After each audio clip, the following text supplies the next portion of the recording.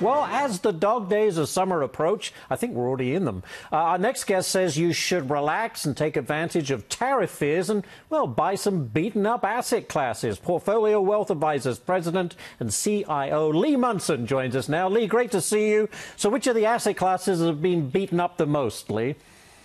Well, what I really like is I love emerging markets that have done, really did pretty well at the beginning of the year. They're down almost 15% from the January highs. I think you can buy them right now. A lot of what's happened with that asset class is that the dollar has strengthened all of a sudden.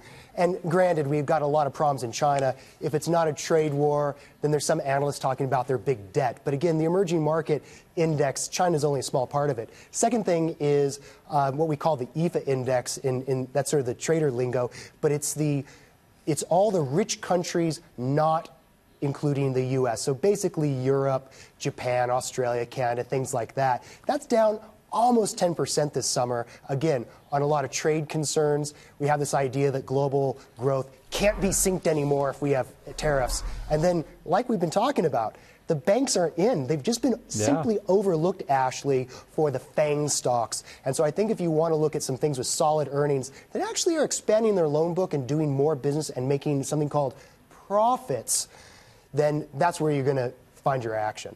You know, it's funny, no matter what you want to say about big tech, that's where the money's been going for years now.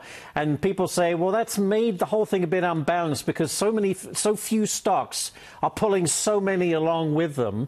What's your thought on that? Is there something underlying that's not as healthy as we think? I think so. I've seen this before. I've been doing this for over 20 years. This reminds me a lot of 1999. Now, 1999, actually, that was a great year. Yeah. The NASDAQ, doubled that year.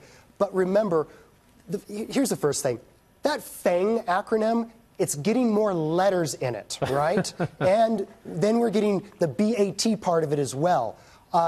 When you hear places like Netflix or just insert some big name, say, well, we're going to start growing internationally, and that's where we're going to have this huge growth. Doesn't that remind us of Cisco Systems, 20 years ago, saying every little child in India is going to be on the internet in a few years? It reminds me of Tower Records saying we're going to sell the snot out of South America, or Coca-Cola saying everybody on the planet is going to have to drink 5 Cokes a day.